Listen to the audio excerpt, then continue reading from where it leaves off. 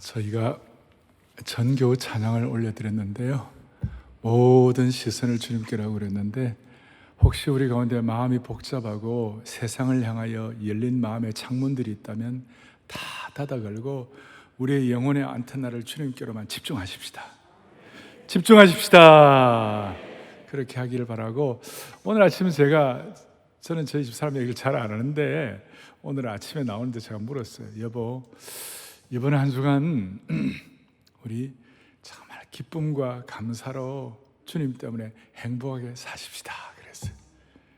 우리 집 사람 뭐라고 그랬게요? 네 그랬어요. 우리는 천국의 보화를 가슴에 품고 있기 때문에 세상과 다르게 살 수가 있습니다. 지금 저는 세판짜기를 위한 예수님의 비유 말씀, 오늘 세 번째인데, 첫 번째는 우리 이제 코로나 이후 회복을 넘어 우리가 좀 이렇게 달라져야 되는데, 코로나 이후를 우리가 미리 준비하는 마음으로 세판짜기를 하는데, 첫 번째는 세판짜기는 무슨 짝이다? 꿈판짜기다. 그리고 지난주는 세판짜기는 보물찾기다. 오늘은 세판짜기가 기쁨으로 상처싸기이다. 꼭 넉자를 얘기한다면 상처싸기이다. 보물찾기를 해도 하나도 못 찾는 분들도 있는 반면에, 어떤 분들은 또 남들이 못 찾는 걸 여러 개 찾아가지고 막 나눠주고 막 그런 분도 있어요. 보물을 오늘 많이 찾아갖고 오늘 많이들 나눠주세요. 예. 그래서 지난주는 제가 이 보물찾기의 이 겉모습, 겉표지, 타이틀을 얘기했다면, 오늘은 좀 진짜 얘기, 속 내용을 나누기를 원하는 것입니다. 오늘 두 종류라고 그랬죠. 밭에 감추인 보화를 발견한 사람과 또 하나는 극히 값진 진주를 구하는 장사 이야기를 오늘 하고 있는데, 앞에 첫 번째 그 겨자씨와 누룩 갈 때는 그 대상이 청중의 모든 대상이었어요. 청중이 다, 일반 모든 누구나 다 들을 수 있는 거였는데, 오늘 이 말씀은 36절에도 나오지만 제자들에게, 특정한 제자들에게, 삼원은 제자들에게 어떤 속 내용, 더 깊은 내용을 말씀하시는 거예요. 저는 지금 이 코로나 상황 가운데서도 예배를 사모해가지고 현장 예배를 사수하시는 여러분들과, 또 생중계로 지금 시간 맞춰가지고 이 시간 함께 참여하는 분들, 방송으로 듣는 모든 분들이, 저는 그냥 적당한 군중이 아니라 예수님의 제자 되기를 갈망하는 분들이라고 저는 확신합니다. 그래서 오늘 이 예수님의 속마음을 저희들이 좀 알아야 되겠어요. 먼저 키는 이거예요. 극히 값진 보화를 찾은 소위 일용직 노동자, 어떻게 보면 소장농. 그 당시에는 전쟁이 너무 심했기 때문에 은행도 없었기 때문에 보화를 이렇게 항아리에다가 묻어가지고 밭에다 넣어놓는 그런 일들이 있었어요. 근데 그게 나중에 자기가 일꾼 소장농의 것이 될 수가 없고, 그 밭의 주인 것이에요. 그러니까 이 소장농이 그걸 발견하고 난 다음에 자기 있는 거 다 팔아가지고 주인한테 가서, 그 밭주인에게 가서 그 밭을 사가지고 자기의 소유로 삼는 거예요. 자, 여기서나 우리가 첫 번째 질문할 게 이거예요. 왜 이 사람은 남들이 볼 때 정신 나간 사람처럼 자기 있는 소유를 다 팔아가지고 그 밭을 샀을까?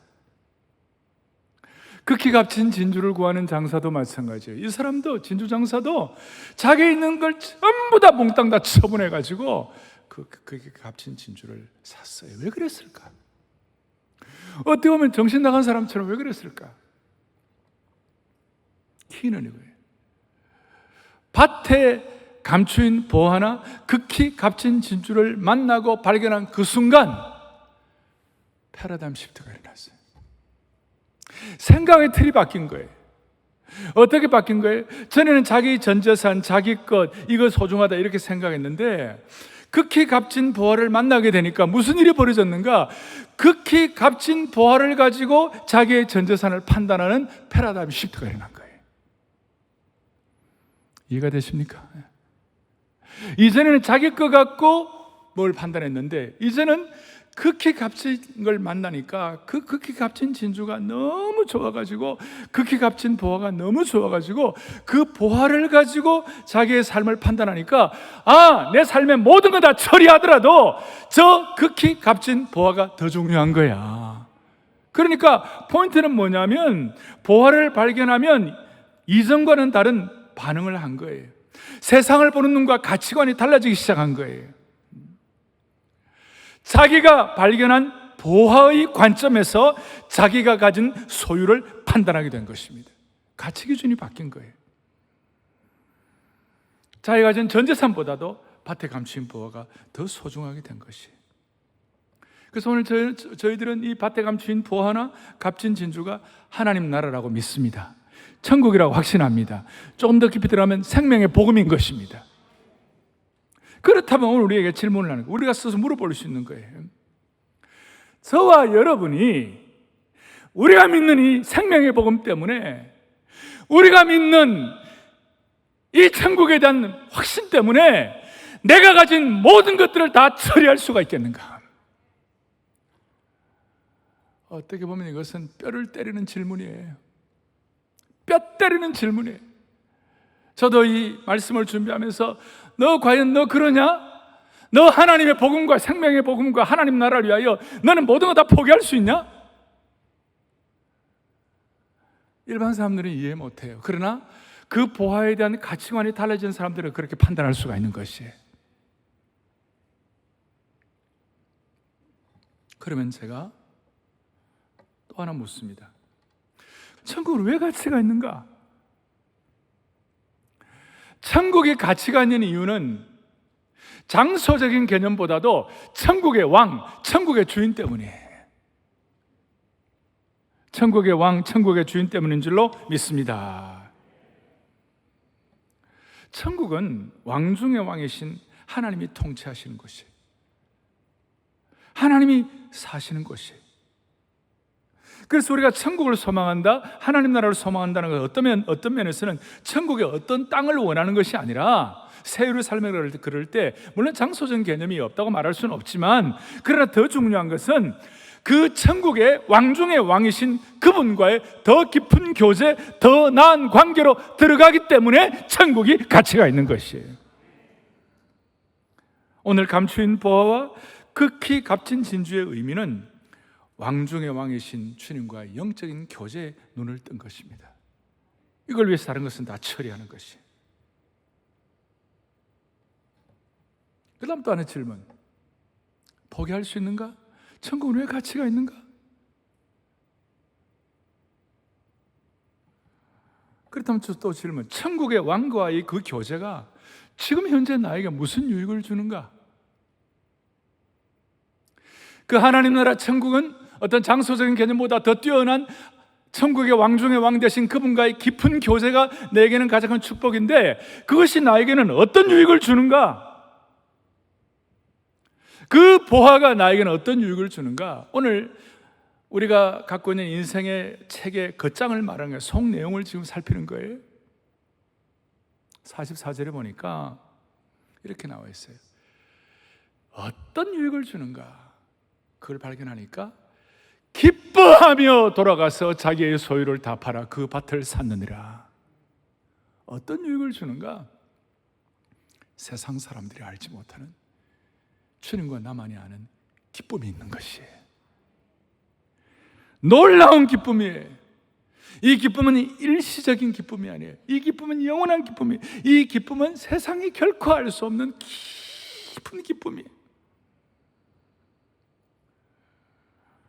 이 복음서를 기록한 마태가 왜 이 사람이 자기의 소유를 다 팔았는가?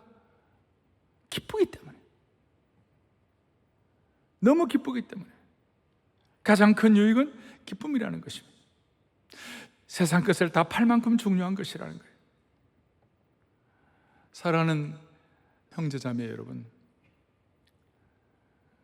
이 기쁨은 왕 중의 왕이신 하나님과의 교제에서 나오는 줄로 믿습니다. 그래서 요한복음 16장에 요한이 이걸 깨닫고 난 다음에 22절에 지금은 너희가 근심하나 내가 다시 너희를 보리니 너희 마음이 뭐에? 기쁠 것이요 너희의 이 기쁨을 빼앗을 자가 없으리라. 천국의 핵심 실상은 왕 중의 왕이신 주님과의 교제라고 그랬는데 그 주님을 다시 보니까 또 그 주님과 다시 교제하니까 그 주님과의 교제의 은혜가 깊이가 있으니까 그것 때문에 우리는 기쁠 것이요 이 기쁨을 빼앗을 자가 없으리라. 없으리라.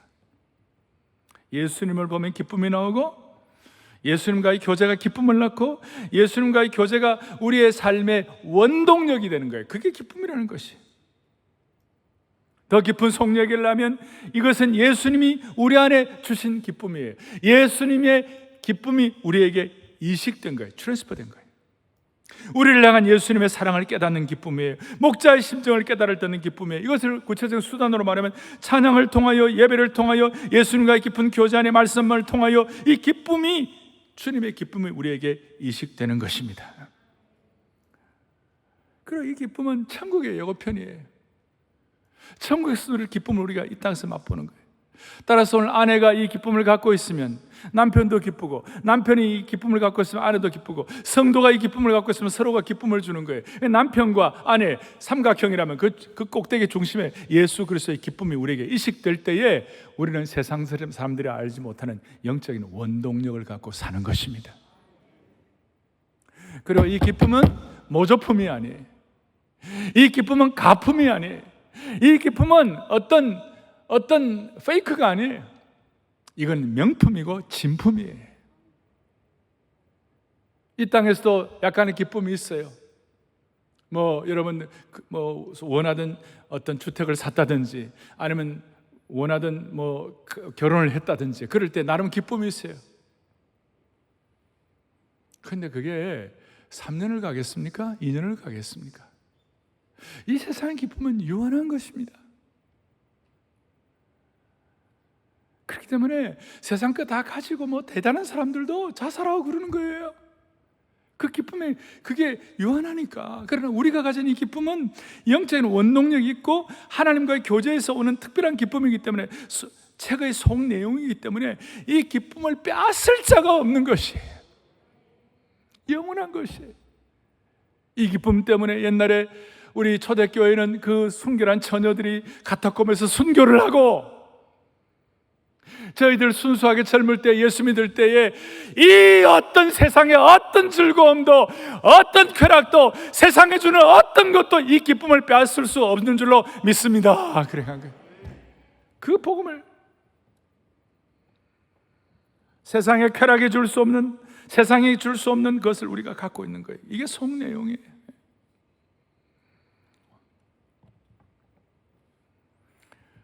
극히 값진 진주가 마찬가지예요. 극히 값진 진주를 발견했어요. 소위 말하는 명품을 발견한 거예요. 도자기도요. 도자기 명품이 있는데 적당히 좋은 것, 처음 볼 때는 이것도 괜찮나 하는 것들은 명품과 비교하면 그 적당히 좋은 걸 섭취라고 그래요. 섭취. 옛날에 섭취 보고 즐거워했던 거 진짜 명품 보면 섭취 보면 이제 아무것도 아니에요.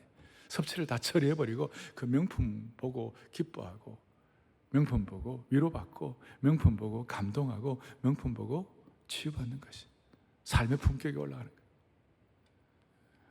우리는 세상의 일시적인 어떤 그런 명품이 아니라 극히 값진 진주. 이제 중요한 것은 극히 값진 진주와 하나님 나라의 가치에 눈을 뜨면 이 땅에 있는 모든 것을 포기할 능력이 생기는 거예요. 영원한 명품을 발견하면 이 땅에 있는 것들을 포기할 수가 있어요. 건강한 포기를 할 수가 있어요. 왕 중의 왕과 함께 할 수 있다는 기쁨이 너무 큰 나머지 것은 별로 안중에 없을 정도로 세상의 집착은 아무것도 아닌 것처럼 처리해버릴 수 있는 능력이 있는. 그래서 진정한 기쁨은 포기하게 만드는 힘이 있어요. 동의하십니까? 진정한 기쁨은 포기하기만. 진짜 명품을 발견하면요, 섭취를 처리해버려요. 자, 섭취를 뭐라고 그랬죠? 섭취는 고기 이름이 아닙니다. 멸치 이런 게 아니고 별로 중요하지 않은 것, 그저 그런 것들.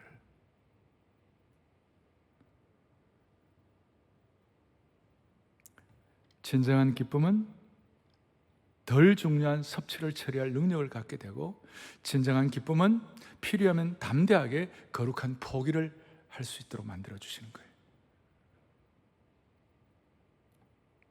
제가 이렇게 오늘 속 얘기 중에 기쁨을 강조하는 이유가 뭐냐 하면, 지금 오늘 한국 사회가 기쁨이 다 사라졌어요. 물론 정치, 경제, 교육, 문화, 사회의 어려운 현상 때문에 나타난 어떤 그 결과일 수도 있겠지만, 왜 사람들이 참는 기쁨을 잃어버릴까?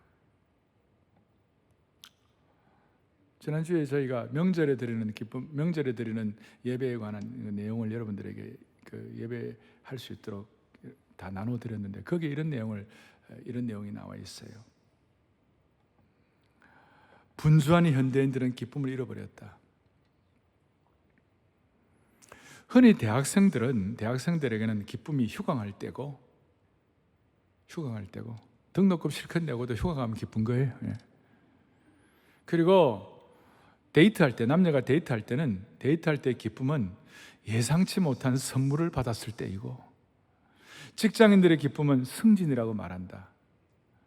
그런데 문제는 대학생의 휴강은 가끔 있는 일이고, 데이트할 때 예상치 못한 선물은 어떤 자매는 평생 한 번도 못 받았다.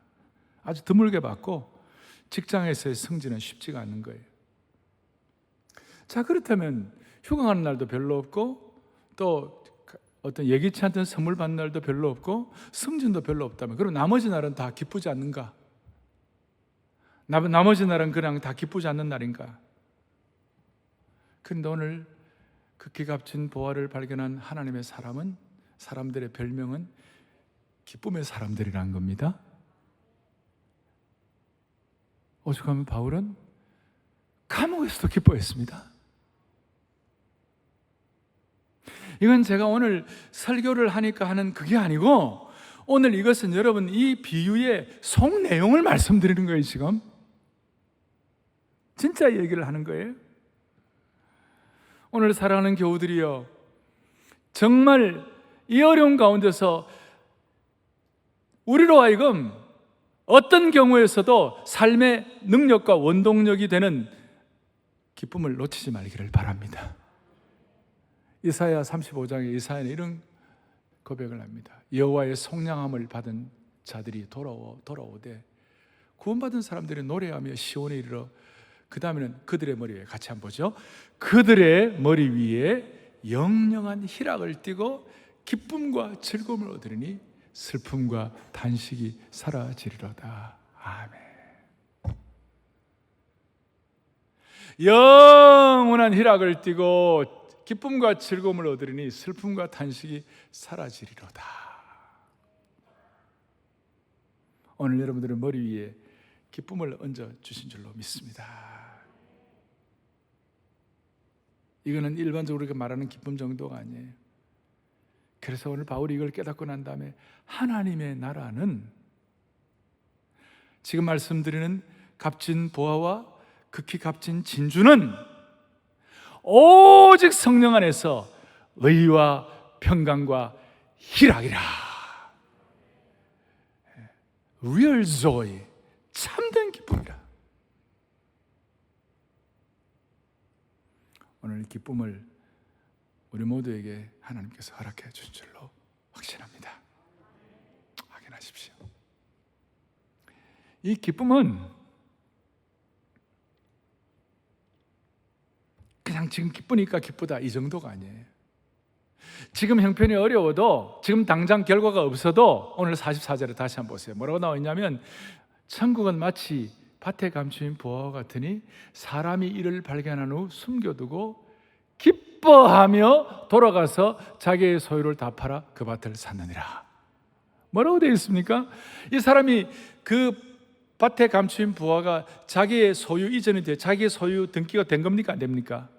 아직 안 됐는데도 기뻐했어요. 아직 자기 것이 안 됐는데도 기뻐했어요. 무슨 말인가 하면 미래에 일어날 기쁨을 현재형으로 자기 소유한 것이에요. 그래서 이 기쁨은 무슨 기쁨이냐? 미래 현재형 기쁨이다. 미래에 일어날 이 기쁨을 지금 용자받은 거예요. 이 기쁨을 용자받았어요. 미래의 기쁨을 현재처럼. 그래서 미래를 현재처럼, 현재를 미래처럼 사는 거예요. 기가 막힌 일이에요. 다시요, 이 밭에 감추인 보화를 발견한 일용직 노동자, 이 사람은 어떻게 보면 소장농 같은 이 사람은 아직까지 그 보화가 자기의 것이 되지 않았지만 미래에 일어날 기쁨이 자기의 것이 될 줄로 확인하고 미리 기뻐한 것이에요. 기쁨을 용자한 것이에요. 여러분, 이 기쁨은, 이 용자는 이자 안 갚아도 돼요. 원금 반환 안 해도 돼요. 눈에 보이지 않아도, 손에 잡히는 거 없어도, 당장 내 것이 되지 않는다 하더라도 가시밭에 백합화, 예수의 안개 날린다 그러면서 미래에 일어날 그 은혜를 자기가 미리 이 땅에서 지금 누리는 것이에요. 그래서 이 기쁨이 소유되면 천국의 예고편을 지금 우리 확인한다는 것이죠. 얼굴이 달라지는 것이고 삶이 달라지는 것이.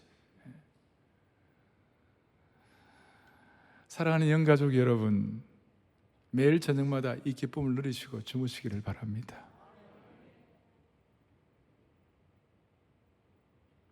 지금 우리 사회는 기쁨이 사라졌어요.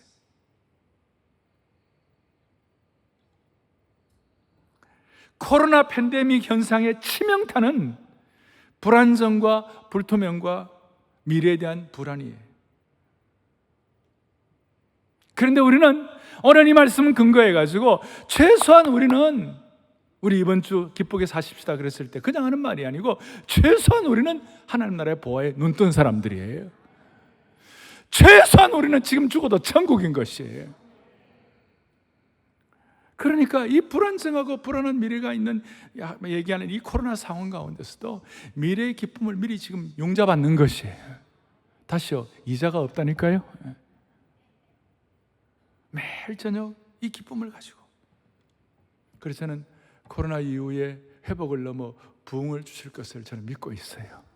남들은 뭐 다 안 된다 그래도 하나님이 살아계시고 예수님이 어제나 오늘이나 동일하시고 그때의 복음이나 지금 복음이나 동일하고 사랑의 교회 70년, 80년, 90년, 2000년대의 부흥이나 앞으로도 똑같다. 나는 하나님 앞에 그걸 믿고 있기 때문에 저는 미래의 부흥을 확신합니다. 그러니까 저는 그걸 밤마다 생각하면서 기쁜 거예요. 그리고 무엇보다도 저는 지금도 제 마음속에 언젠가 저는 평양 갈 것이다 그렇게 생각해요. 저는 여러분들과 함께 평양에 특사할 것이라고 생각해요. 이북 가면 좋은 게 이북에 5대 명산이 있어요. 뭐 우리 백두산하고 금강산밖에 모르지만 9월산이 있고 칠보산이 있고 묘향산이 있어요. 나는 여러분들하고 묘향산에 가서 산기도 할 걸 내가 생각하고 있고, 그 다음 여러분들과 함께 제가 9월산에 가가지고 산상기도를 할 거예요. 그걸 밤에 제가 생각하면요 마음의 기쁨을 갖는 거예요. 그러니까 기쁨을 내가 용자받는 것이에요. 한 번밖에 없는 인생인데 왜 그렇게 매일매일 짐을 지고 매일매일 안타까워하고 그거 주는 게 다 의탁하세요. 실오라게 하나라도. 그리고 이 기쁨을 미리 용자받아가지고, 그래서 이 세상에 있는 모든 사람들은 과거의 이력서에 의해 살아요. 과거의 이력에 다 지배받아요. 내가 어느 학교를 나왔다, 내가 어디 출신이다, 그 프레임에 갇혀 있어요. 그 한계 내에서 늘 뭐 안 된다는 거예요. 오늘 여기 계신 순자님들, 중직자들 다 생각할 것은 우리가 가진 과거의 이력과 한계 때문에 고민하지 말고 우리가 지금 앞으로 소유한 이 천국에 대한, 하나님 나라에 대한 비전과 비밀에 대해서 눈을 떠가지고 우리는 미래의 이력서를 쓰는 사람들이에요. 그렇게도 강조하는 하나님 나라의 백성은 미래의 이력서를 쓰는 사람들이다. 미래의 이력서를 오늘 밤에도 미래의 이력서를 쓰면서 앞으로 하나님 주실 그 은혜를 여러분들 기대하면서 그렇게 하면 여러분 웬만하면 대부분 이루어집니다. 웬만하면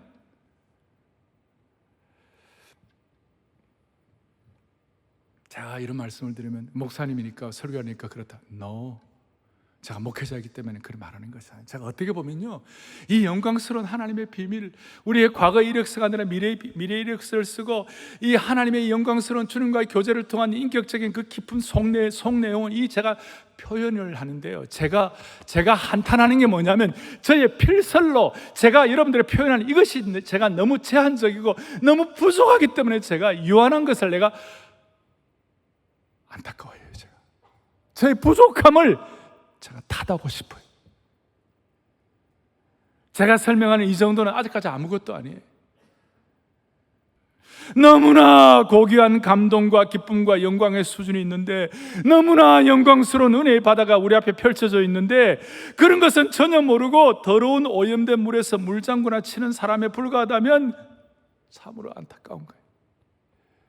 제가 오늘 이 기쁨과 이 수준을 저의 참 제한된 표현을 제가 한탄할 뿐이에요. 여러분, 하나님 나라는 대단한 것입니다. 오죽하면 극히 값진 진주장사는 자기가 그렇게 진주장사니까 자기가 가진 보통 섭취 진주도 많았을 거예요. 그런 거 다 처리하고 극히 값진 진주에다가 올리란 거예요.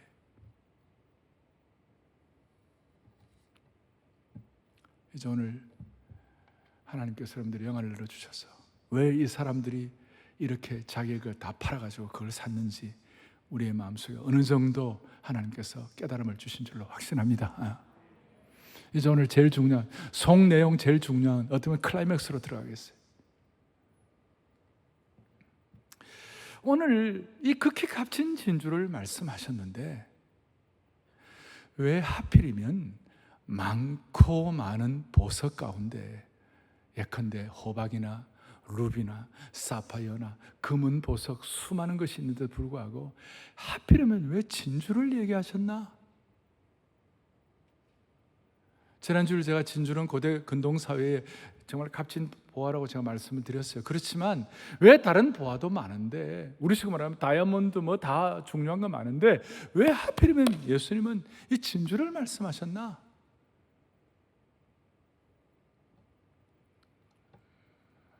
다른 보석을 말씀하지 않고 진주를 말씀하신 이유가 뭘까? 보석 중에 진주만이 유일하게 살아있는 생명체에서 생산되는 보석이에요. 다시요. 보석 중에 진주만이 유일하게 살아있는 생명체에서 생산되는 보석이에요. 이게 속내용이에요. 특히 진주는 조개가 상처를 입어 그 상처로 만들어진 거예요. 진주는 상처에서 커진 거예요. 따라서 오늘 클라이맥스는 뭐냐? 상처가 진주로 해요. From scar to pearl이에요. A scar. 그 상처가 진주가 되는 거예요. 그 이유가 뭐냐? 보석 중에 진주만이 상처를 품는 거예요. 상처에서 커지는 거예요. 여러분, 진주가 어떻게 만들어지는지 잘 알 거예요. 작은 모래나 어떤 이물질이 조개 안에 들어갔을 때 조개 살에다가 상처를 입히는 거예요. 조개는 손이 없기 때문에 계속 상처를 주는 그 이물질과 모래를 실어도 밖으로 빼낼 수가 없어요. 따라서 조개는 조개 자신에게 상처를 주는 이물질을 변화시키는 것 외에는 다른 방법이 없어요. 조개는 자기에게 상처를 주는 이물질을 변화시키는 것 외에는 다른 방법이 없다니까요. 그래서 저는 상처 입은 진주의 은혜라는 말을 쓰고 싶은데, 상처 입은 진주라는 제가 설교 제목을 붙인 이유가 여기에 있는 거예요. 조개는 자기가 상처를 입었지만 그 상처를 주는 이물질이나 모래를 쫓아내지 아니하고 그 이물질을 변화시켜 가지고 자기의 상처의 원인을 한 차원 올려버렸어요. 우리 주님께서 그렇게 하셨어요. 자신의 모든 것을 내어놓으시고 품으심으로 말미암아 모든 더러운 이물질과 모래와 죄와 오염을 처리하셨어요. 오죽하면 그리스도께서, 에베소 5장은 그리스도께서 교회를 사랑하시고 그 교회를 위해 자신을 주신 것 같이, 눈에 보이는 유형교회는 우리 교회와 눈에 보이지 않는 무형교회는 우리 자신을 위하여 마치 진주가 그 이물질, 그 오염된 것, 더러운 것들이 들어왔을 때 그걸 품고 그 상처를 계속 살을 또 싸고 감싸고 그래가지고 어느 날 그 이물질과 모래가 극히 값진 진주가 되도록 만드시는 거예요.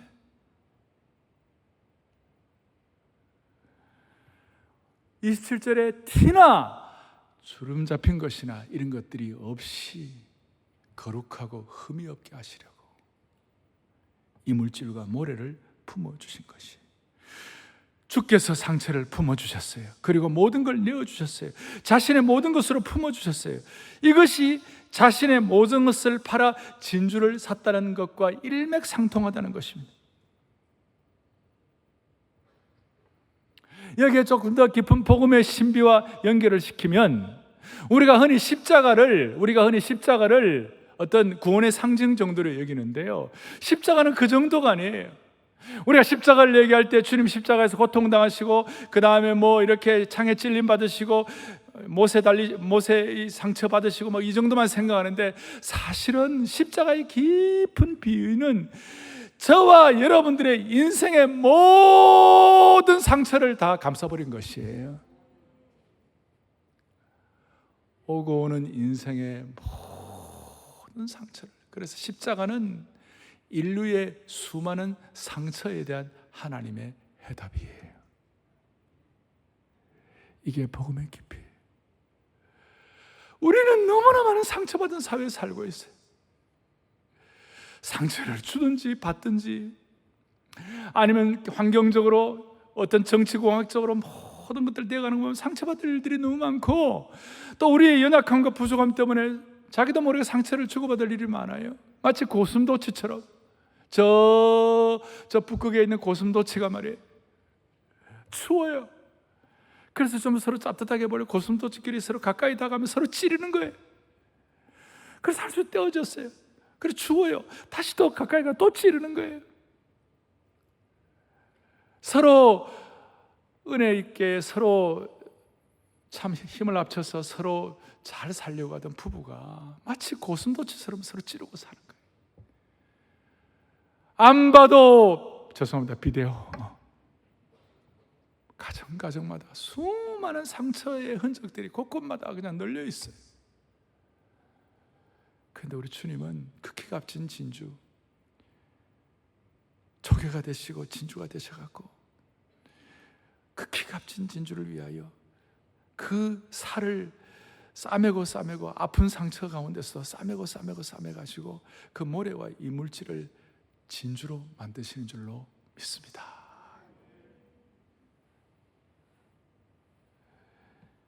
여러분, 이걸 생각하니까 자기의 소유를 다 팔아 그 진주를 샀다는 그 속 내용 진짜 얘기 안에 들어가는 것이, 한 번 더 그리스도의 십자가는 인류와 인생의 수많은 상처에 대한, 아니 저와 여러분의 상처에 대한 하나님의 해답인 줄로 확신합니다.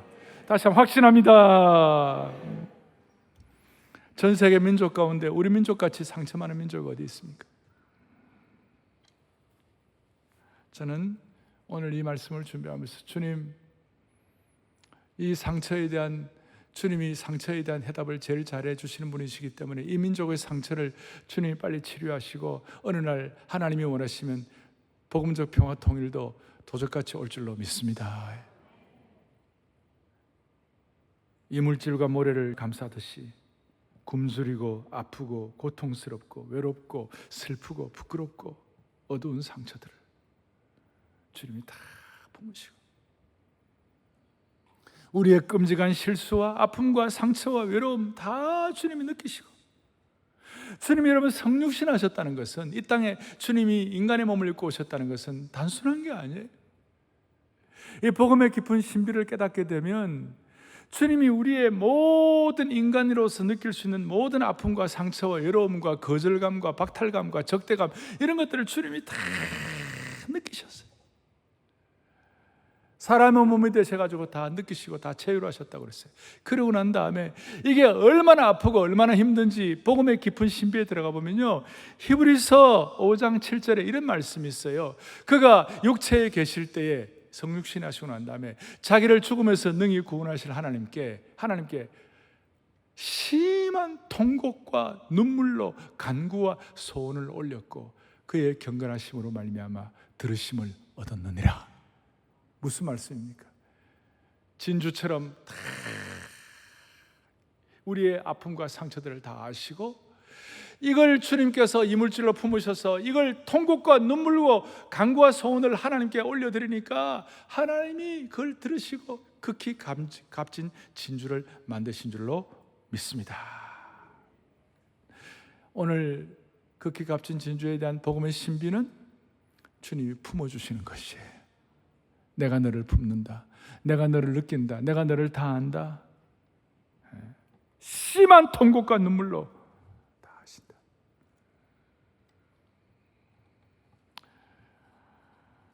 예수님은 자신의 모든 것을 내어주셨기 때문에 인간의 상처를 치유하실 수가 있는 것입니다. 그래서 우리도 인간관계에 갈등이 생기면 오늘 주님의 방법처럼 좀 품고, 그냥 품고, 그 이물질도 모래도 품고, 그렇게 하다 보면 그 이물질이나 모래나 아픔과 상처와 박탈감과 거절감이 진주가 되는 겁니다. 주님의 복음의 생명의 역사 때문에 진주가 되는 겁니다. 그게 복음입니다. 그래서 십자가와 성육신에 대해서 진주를 만드는 조개보다도 더 잘 표현한 것이 또 있겠나 싶어요. 조개의 반응은 조개의 상처를 이물질이 입혔지만 그걸 토해낸다든지 그걸 치워버리는 것이 아니라 이물질을 품고 변화시키는 것이에요. 너무나 크고 아름다운 극히 값진 진주가 만들어지기까지 한 겹 한 겹의 조개살로 진주층을 계속 둘러싸게 되는 것이, 저는 오늘도 이 주님의 둘러싸심에 대해서 제가 너무 죄송하고 황송하고 반성하는 겁니다. 왜 반성합니까? 우리 모두는 예수님께 상처를 입힌 사람들이에요. 예수님의 몸에 상처 입힌 자예요. 늘 옛날 어른들 말한 대로 머리를 지은 죄 때문에 예수님 머리에 상처 입히고, 우리가 가슴으로 지은 죄 때문에 예수님의 가슴에 상처 입히고, 우리 손발로 지은 죄 때문에 예수님의 손발에 상처 입힌 사람들이에요. 그래서 우리 찬송 가운데 Amazing Love, 주 보혈로 날 사시면 어찌 날 위함이 온지, Amazing love, how can it be? 그 놀라운 사랑이 어찌 가능한가? 상하심과 죽으심이 어찌 날 위함이 온지. 이것이 깨닫는 순간 우리에게는 새판짜기가 일어나는 줄로 확신합니다.